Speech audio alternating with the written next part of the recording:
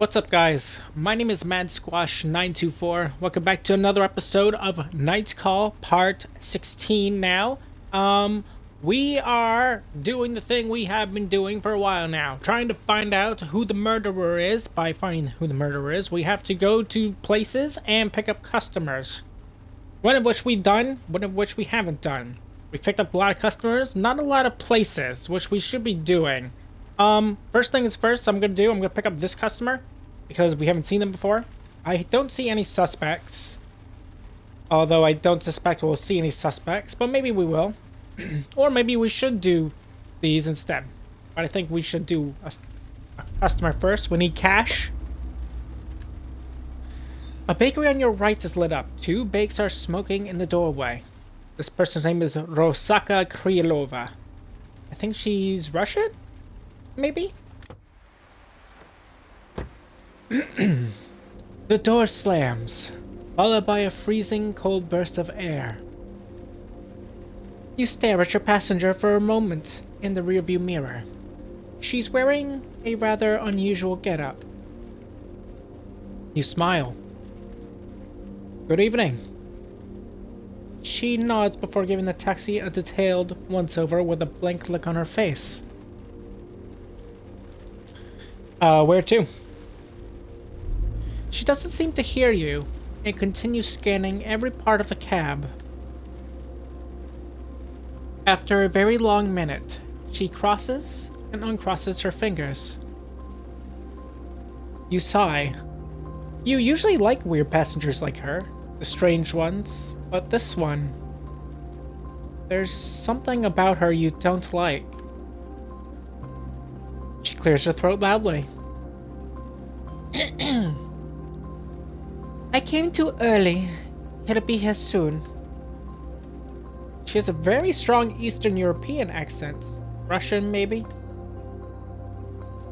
What are you talking about? Him. She slowly smiles, revealing a line of dirty teeth stained with cigarette smoke and worn down from booze. Ludwig. The name may not ring a bell now, but soon. She stops. Soon what?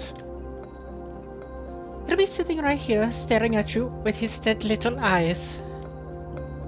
Laughter bubbles up abruptly from the back of her throat. I am a ghost hunter, sir. She enunciates each word as it rolls off of her tongue. Some creatures from the netherworld live amongst us, encrusting them onto our lives like barnacles. She pauses. Her tongue sounds so rough. Like oysters. The word is almost unintelligible with her accent. Ghosts are parasites, dead weight bearing down on our shoulders and back. Ghosts exist? Of course, sir. Not believing in something doesn't make it any less dangerous.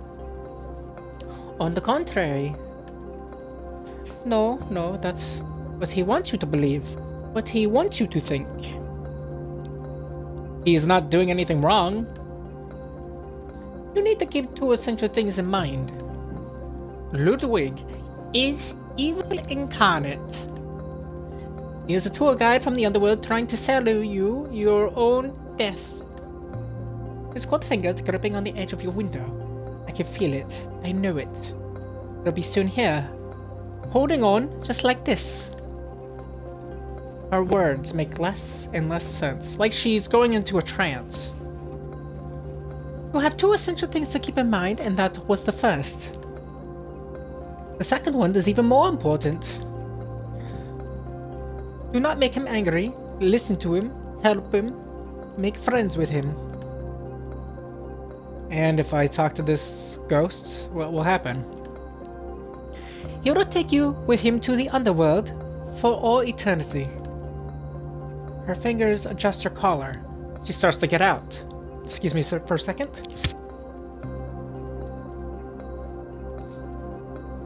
Sorry, clearing my throat. It's easy to think that Ludwig is a child. He is no child. He is a creature that has lived for centuries. A demon, dangerous, violent. She lays a hand on the door handle. Don't forget, make friends, no matter what. You haven't paid. She pauses, hardly able to contain her laughter. You folks unbelievable. Folks, French? I'm saving your life and you want me to pay. Her laughter fills the cab.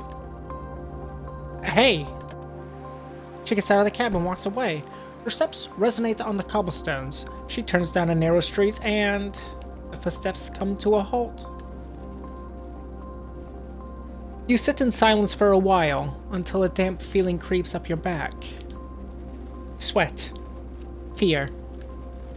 Running. In your veins. You open the window and let the icy cold Parisian air fill your cab. It's refreshing. Perks you up. Do goats really exist? Isn't all of that just... No. You turn the key in the ignition and get back to your shift. I didn't even make any money. She wasted my time. Damn her. There's no suspects, right? Because if there is, we kind of have to see them, don't we? Nope. Okay. So here's what we're going to do. We're going to go to this location and start doing the locations a little bit.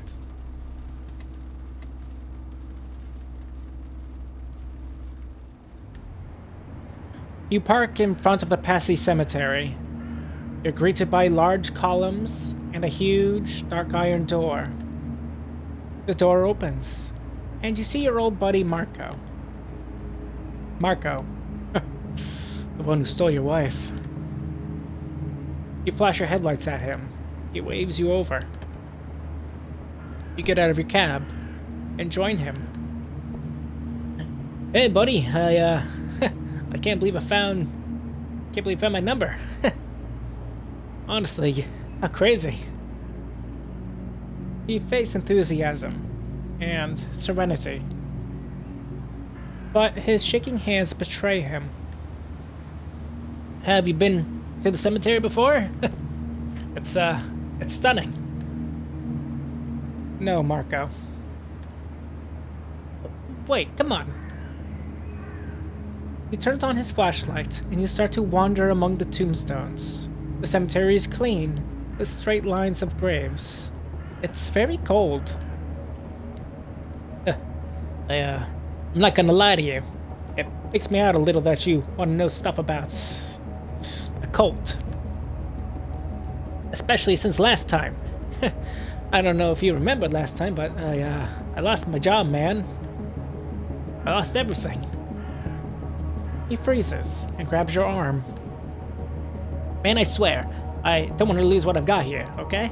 I'm a cemetery watchman. I've got a gorgeous gal. So then answer my questions. I look like you asked me to. They're over there. He brings you a few meters further over to a strange tombstone. There's an evergreen growing where the patch of grass would normally be. Something is carved into the bark. You lean over, the flashlight illuminates the name of Zita Valpoul, the third victim. This is where her ashes are buried, along with the other members of the Mooney Tunes cult. The cult. He glances around, like he heard a suspicious noise. I see them every once in a while. They come to plant flowers and collect old bouquets.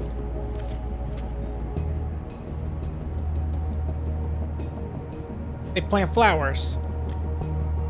They do it all throughout Paris, actually. I think it's actually pretty cool, even though it's illegal.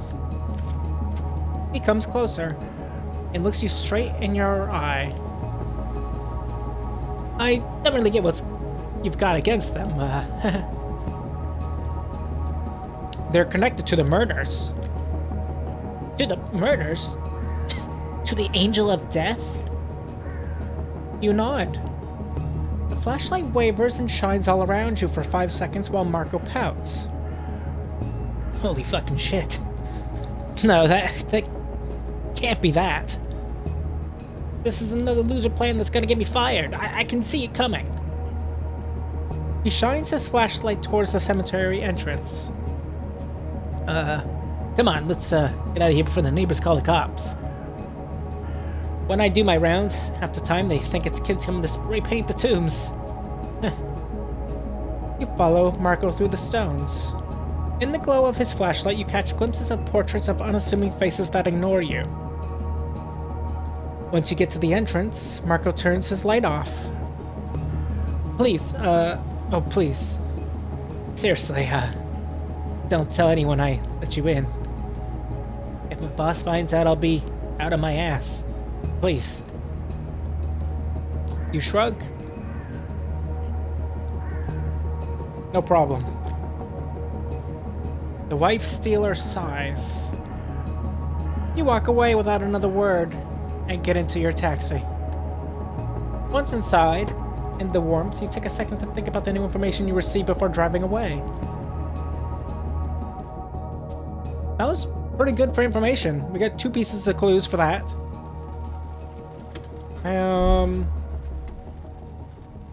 Thankfully, there's no suspects yet, so let's go to the next one.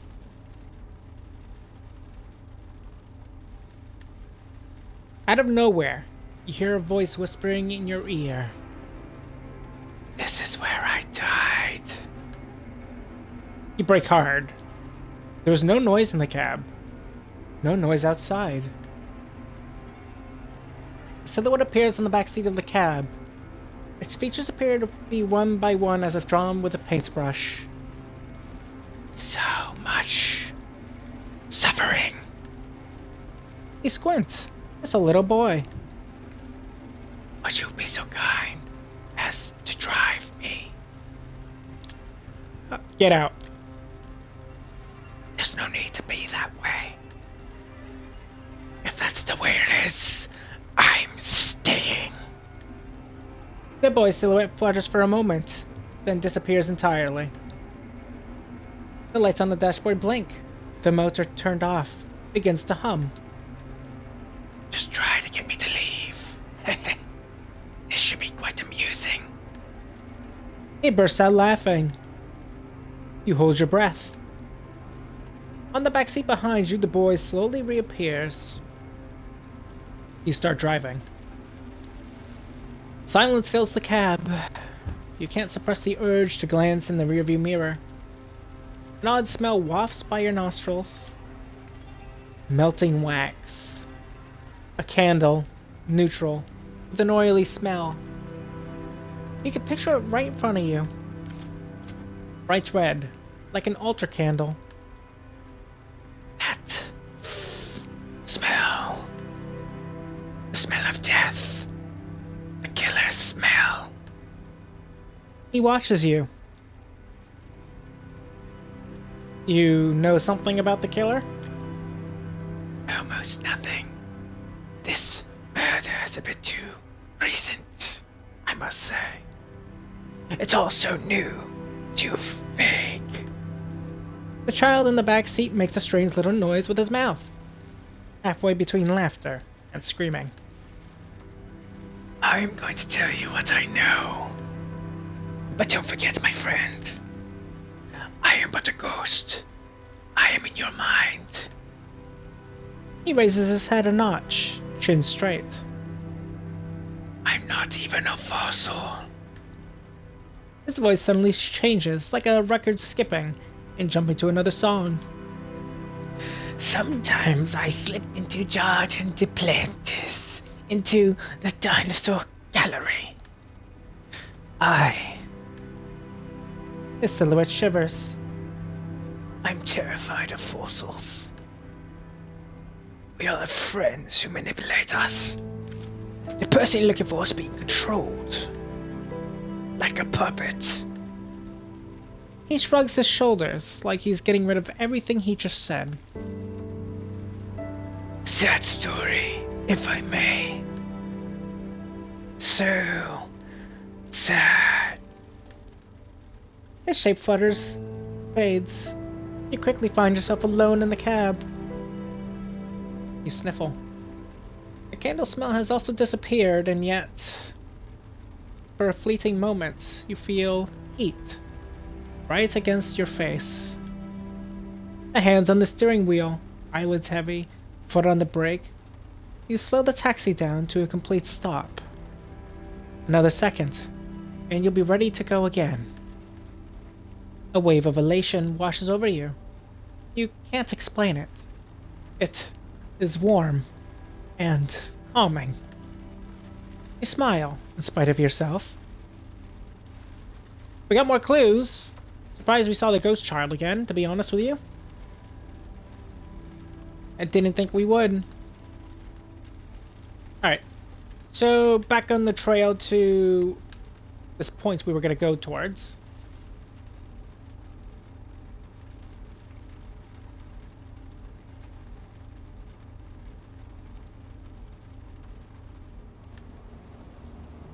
You park in front of Etienne's place and turn off the ignition.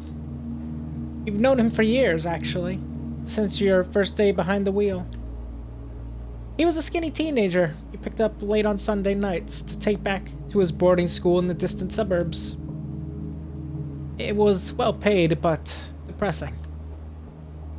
Etienne has become a friend, and he's got intel on one of your suspects, Jonas Pearson. You knock on Etienne's apartment door, and he comes to open it. He's now a muscle-bound giant who towers over you. Hey, come on in! Oh, look at the mess. He talks quickly, and his voice is a touch colder than usual. Something's not right. You walk into his pristine apartment. Oh, wait. There's a gym towel lying on the designer coffee table. Nice place. He collapses onto the couch. His attitude makes you want to stay standing. You're in deep shit. Huh? That guy you asked me to tail? I know him. Everyone knows him. Jonas. He's famous. He's like your equivalent of, He waves his hand at you. There's no famous taxi drivers. Fine. Well, he's famous, like really famous. So, what did you find out? Oh, right. You'll see, it's fascinating. Your friend clears his throat. You glance around and realize this young man must earn more in a day than you do in a week. If not more.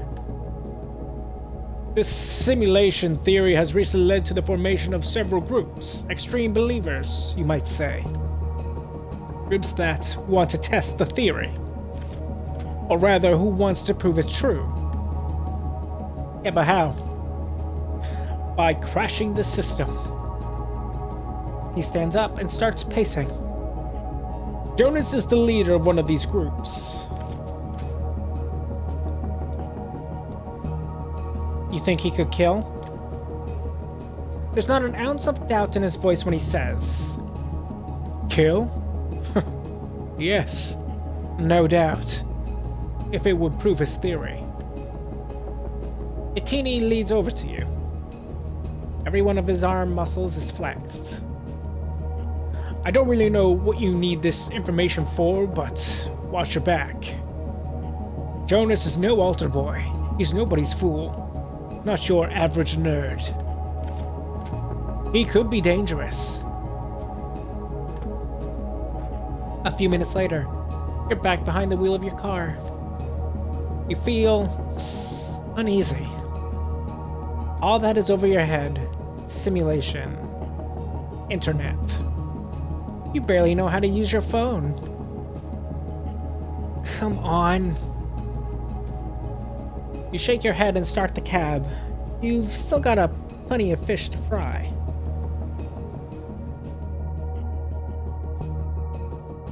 So we got even more information, which is good. Any suspects laying about? The answer is nay, there is not. Alright, let's go to this place next.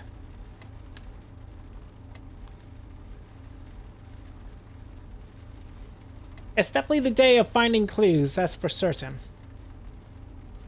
Especially after our freaking blunder with our first customer, who didn't even give us any cash. So, might as well just invest in these for the whole entire night. We need the evidence, so... You have been studying the outside of the church for a few minutes now. It's fairly recent. Square with sharp edges. Gray and ugly. This is where the congregation of one of your subjects, Gilda Berger, gathered. You get out of your taxi and climb the few steps to the front door, despite how late it is. It's slightly ajar. You go inside. The nave stretches out before you. There are a few people sitting in the pews, lots of women by themselves. By the look of their clothes and their ages, you're pretty certain they're cleaning women. In just a few minutes, they leave to take the bus or metro to clean offices all over Paris. Your eye is drawn to a very primitive and colorful wall painting on your left. In front of you stands the altar, and behind it, a man who appears to be the priest. You walk across a few rows of pews. As you get closer, you quickly notice a symbol painted above the people in the painting. A stylized fish. Just like the one you saw in the photo of the first crime scene. May I help you? You turn around. The priest is right in front of you. He must be about 40, lean and athletic. A slightly deviant expression on his face. Hello? Yes. Are you looking for something? What is this symbol? He cocks his head to the side. The fish. It's an ictus, one of the earliest Christian symbols. It was a discreet way of recognizing one another. What's the link between the fish and... He cuts you off briskly. It's an acrostic. He lets a little time go by, just to make sure you know you have no chance of knowing what it is. A sort of acronym, if you will, like WWF or USA. More silence, even more condescending than before. In Greek, ancient Greek, it means Jesus Christ, Son of the God, Savior. It's a secret code. He takes a step back. But I doubt you came here to learn about early Christian history. What are you really here for?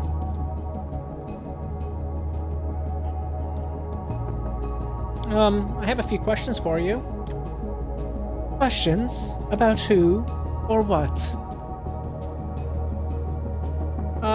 Gilda Berger? Oh no, I don't think so. He slowly licks his lips and starts talking again. Outdoors are always open to believers. I simply ask that you do not disturb the peacefulness of daybreak. He resists the temptation to punch his brains out. We have a very tight-knit community, and our bonds are very strong. He holds one hand out to indicate the exit, like the drop of an axe. He says, I wouldn't want to keep you. Don't make a scene. Don't draw any attention to yourself. You make a U-turn and walk towards the exit. On your right, a wall painting depicts a crowd of believers looking at various scenes. It reminds you of the movies. The drawing style is simple and almost childlike. The colors are gaudy, like it was painted by a 9-year-old.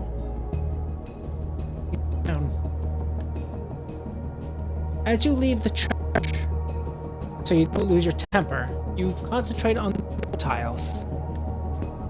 They're checkered, black and white. You slam the door shut behind you. Back in your cab, back to breathing normally. You smile as you think about something your boss said. This taxi is your fishbowl. He's right about that. Keying the ignition, motor running, heat on, and radio on. You drive far away from the church. Wasn't Gilda Burger like crossed off of the list though? I think that's right. So it doesn't even serve any purpose for us to even go to that location. Whatever. Do the next. There's not many more. I think that we have 2 left and then we are completed with these tasks, which is good. Go. Thank you.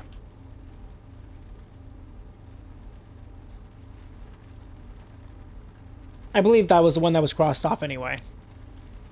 Could be wrong though.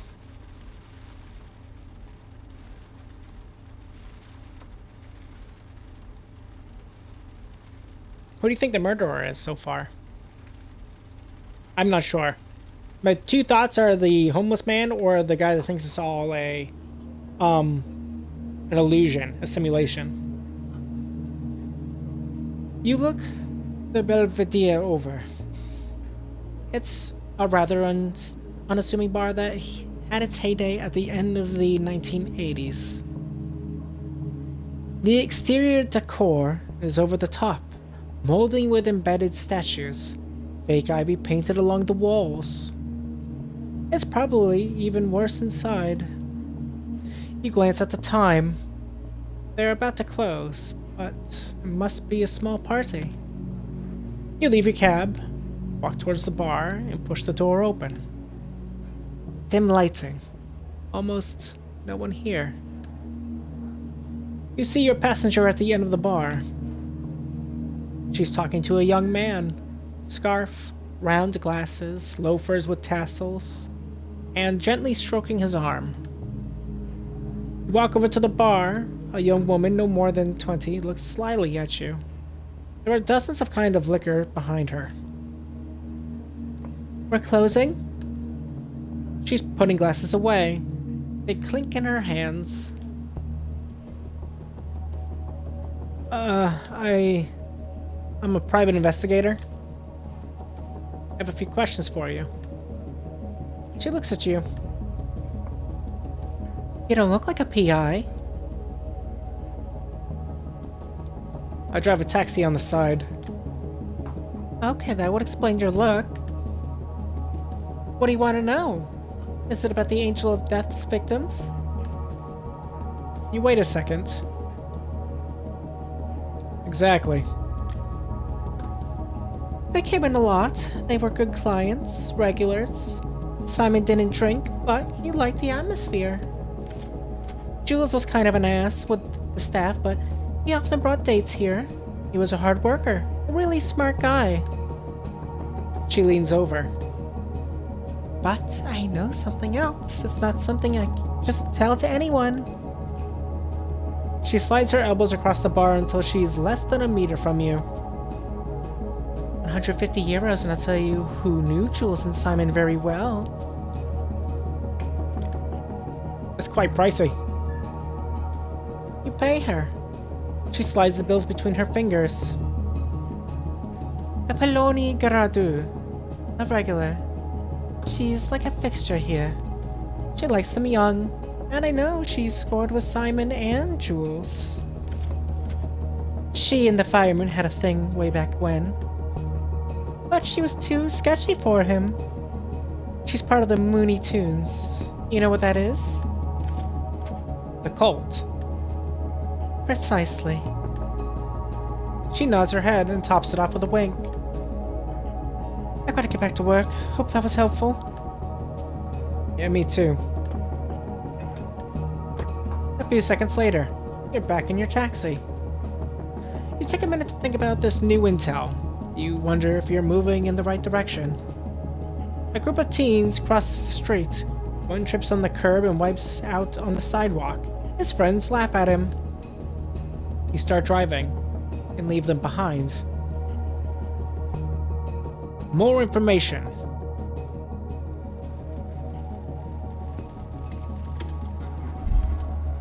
There's one place left to explore. I could do it next episode, but we will actually do it now. So we'll go on a few minutes longer than usual. Usually I would end it right about now, but you let out a yawn and shake your head.